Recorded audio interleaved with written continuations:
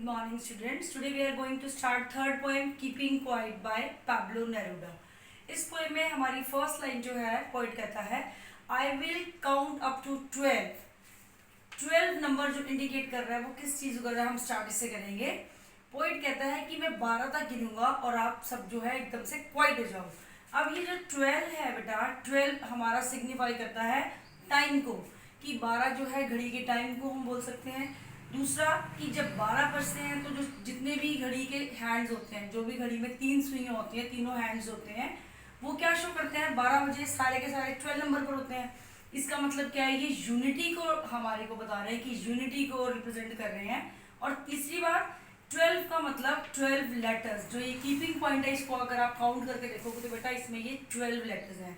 अब अगर हमसे सिग्निफिकेंस पूछा जाता है कि पोएट ने 12 वर्ड जो यूज किया उसका सिग्निफिकेंस क्या है, उसका सिग्निफिकेंस ये है कि 12 बजे घड़ी की तीनों सुइयां 12 नंबर पर होती हैं, ये टाइम को शो करता है, यूनिटी को, और 12 लेटर्स हैं हमारे कीपिंग पॉइंट जो टाइटल है उसमें. अब हम पोएम स्टार्ट करते हैं. पोएम स्टार्ट होती है कि पोएट कहता है कि I will count up to 12. वो 12 गिनेगा और 12 काउंट करने तक keep still for 1 second. 1 second के लिए सब स्टिल हो जाए, शांत हो जाए, रुक जाए, कोई भी एक्टिविटी में ना लगे, कोई अपनी आर्म्स को मूव ना करे, हाथ ना हिलाए ज़्यादा. मतलब हाथ हिलाना मतलब किसी भी एक्टिविटी, किसी भी हम एक्टिविटीज़ में हम इन्वॉल्व ना हो, हम कोई भी काम ना करें. कैसे काम, डिस्ट्रक्टिव काम ना करें. टंग्स हमारी जो किसी भी लैंग्वेज में कोई बोले ना, क्योंकि बोलने से क्या होगा, हम लोग झगड़ा करते हैं आपस में एक दूसरे के साथ. तो टंग्स मतलब कि हम इसको भी क्वाइट कर दें ना, हम किसी भी लैंग्वेज में बोलें, किसी भी भाषा में कुछ बोलना चालना हो ना, किसी के हाथ पैर हिल रहे हो, मतलब कोई भी किसी भी डिस्ट्रक्टिव एक्टिविटीज में इन्वॉल्व ना हो. Don't search outside, look inside. बाहर मत ढूंढो, शांति बाहर नहीं मिलती, बाहर हमें कुछ नहीं मिलेगा. साइलेंस जो है हमें अगर हमारे पास होगी, अगर हम खुद साइलेंट हो गए, तभी हम लुक इनसाइड, हम अपने अंदर देखें, अपने आप को इंट्रोस्पेक्ट करें.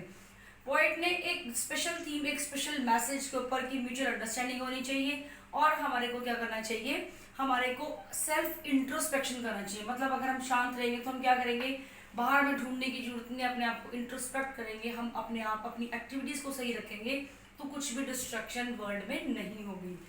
एग्जॉटिक, जब कुछ भी ना, कोई यहाँ पर कोई कुछ काम में लगा हुआ, ना कोई किसी से लड़ाई झगड़ा कर रहा है, तो क्या होगा, वो जो टाइम होगा वो बहुत एग्जॉटिक होगा, बहुत शानदार टाइम होगा. क्यों होगा शानदार, कोई रश नहीं, किसी को कोई भी शोर शराबा सुनाई नहीं देगा, नो नॉइस ऑफ इंजन्स, कोई मशीनरीज नहीं चल रही, कोई इंजन नहीं चल रहे, सब चीज़ों को 1 सेकेंड के लिए बंद करने के लिए गाया पोएट ने.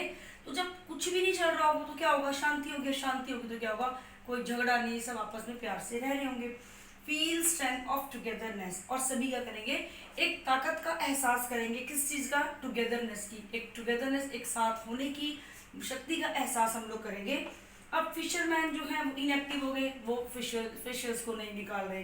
जो एक मैन सॉल्ट गैदरिंग वाला है वो भी पानी में से नमक को नहीं निकाल रहा, तो क्या होगा, वो अपने हाथों को हार्म होने से, अपना जो हेक्टिक स्केड्यूल उसने बना रखा है कि वो सारा दिन नमक निकालता रहता है पानी में से, उससे थोड़ा उस एक्टिविटी थोड़ा सा उनको स्टॉप करेगा, थोड़ा रुकेगा, थोड़ा अपने आप को इंट्रोस्पेक्ट करेगा, तो वो उन हार्मफुल एक्टिविटी से बचेगा. उसके बाद कहता है everyone on earth, no activity blissful moment. जब सारे के सारे अर्थ पर किसी भी एक्टिविटी में अगर 1 सेकेंड के लिए हम स्टॉप करते हैं, नहीं लगे होंगे, तो वो मोमेंट कैसा होगा, वो बहुत ब्लिसफुल, बहुत अच्छा वाला शानदार मोमेंट होगा. Who involve in exploitation of nature, और वो लोग जो नेचर को एक्सप्लॉयट करने में लगे हुए हैं, जो 3 तरह की वॉर्स में, war with gas, war with जितने भी हैं हमारे ग्रीन गॉड्स हैं, और वॉर विद फायर, इनमें जो इन्वॉल्व है, मतलब कोई प्लास्टिक चीज़ें बनाने में लगे हुए हैं, नेचर को एक्सप्लॉयट करने में लगे हुए हैं, वेपन्स बनाने में लगे हुए हैं, और जो ग्रीन गॉड्स जो हमारे एनवायरनमेंट को नुकसान पहुंचा रहे हैं, उन लोगों को भी टाइम मिलेगा कि वो भी सब के सब उस सेकंड के लिए रुक गए हैं और शांत है. तो क्या होगा, जब वो सारे के सारे शांत होंगे और आपस में कोई भी ऐसा प्लास्टिक चीज़ें बनाने में नहीं लगे होंगे, put on clean cloth and brotherhood, तो क्या होगा, वो क्लीन क्लोथ, मतलब कि क्लीन क्लोथ पहनने का मतलब क्या है कि वो अपने एक साफ माइंड से, साफ कपड़े पहनने का मतलब ये नहीं है कि वो सिर्फ देखने में चमकेंगे. साफ कपड़े, क्लीन क्लोथ पहनने का मतलब ये है कि उनका जो माइंड होगा उसके अंदर डिस्ट्रक्टिव आइडियाज नहीं होंगे. और ब्रदरहुड मतलब भाईचारे से एक दूसरे के साथ रहेंगे, क्योंकि अगर हम इस टाइप की एक्टिविटीज में इन्वॉल्व होते हैं, विक्ट्री तो मिल जाती है, हम लोग जीत तो जाते हैं, बट नो सर्वाइवर्स, पर सर्वाइव करने वाला कोई बचता ही नहीं है, उस चीज़ को, उस मोमेंट को एंजॉय करने वाला कोई नहीं बचता। Doesn't suggest total inactivity. अब नेरूडा कहते हैं इसमें, वो ये सजेस्ट नहीं करते कि टोटल इनएक्टिव होकर बैठ जाओ, कुछ काम करना ही नहीं, वो डिस्ट्रक्टिव एक्टिविटीज को मना करते हैं। He doesn't want to have association with death, key point नहीं चाहता कि किसी का भी सामना डेथ से हो, किसी को भी ऐसी एक्टिविटीज में इन्वॉल्व हो जाए कि हमें डेथ का सामना करना पड़े। We should spare some time, हमें थोड़ा टाइम स्पेयर करना चाहिए। किस चीज़ से? Race for power and wealth, जो हम ताकत को, पावर को, वेल्थ को, धन को अर्जित करने में लगे हुए हैं, और हमने एनवायरनमेंट को भी नहीं बख्शा, हमने इंसानों को भी नहीं बख्शा, हमने वाइल्ड लाइफ को भी नहीं बख्शा। उन सब चीज़ों से थोड़ा रुक के हम टाइम दें, एनालाइज करें, हर इंसान अपने आप को एनालाइज करे। इसीलिए उसने कहा है कि थोड़ा सेल्फ इंट्रोस्पेक्शन करनी ज़रूरी है। हम थोड़ी देर रुक के अपने आप को एनालाइज करें कि क्या हमारी एक्टिविटीज़ जो है वो ठीक है। समटाइम्स स्टिलनेस, क्योंकि अगर हम थोड़ी देर स्टिल हो गए, थोड़ी देर सब कुछ रुक गए, सब लोग क्वाइट हो गए, तो क्या होगा? उसका मतलब ये नहीं है कि नो साइन ऑफ डेथ, कि ये डेथ का साइन नहीं है कि सब चीज़ें शांत होगी, इसका मतलब खत्म होगी, डेड होगी। विंटर्स में everything goes on sleep, winters में बहुत सारे पेड़ ऐसे हैं जिनके पत्ते झड़ जाते हैं ठंड से और डेड लगते हैं, बिल्कुल सूख जाते हैं। लेकिन जब स्प्रिंग आता है, क्या होता है? प्लांट्स बिकम एक्टिव, दोबारा से प्लांट्स के ऊपर नई पत्तियां उगती हैं, एक नया जीवन मिलता है, एक नई सुबह होती है। इसी तरह इंसान की ज़िंदगी में भी नई सुबह आती है, क्योंकि हमें हमेशा ऐसा नहीं है कि हम स्टिल हो गए तो इसका मतलब ख़त्म है।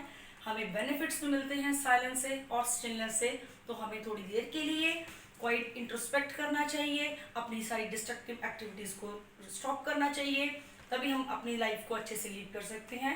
मैसेज इस पोएम के अंदर नेरूडा देना चाहते हैं एक यूनिवर्सल ब्रदरहुड का, कि जब हम इन सभी डिस्ट्रक्टिव एक्टिविटीज़ में इन्वॉल्व नहीं होंगे, थोड़ी देर के लिए हम शांत होकर बैठेंगे और एनालाइज करेंगे अपनी एक्टिविटीज को, तो क्या होगा?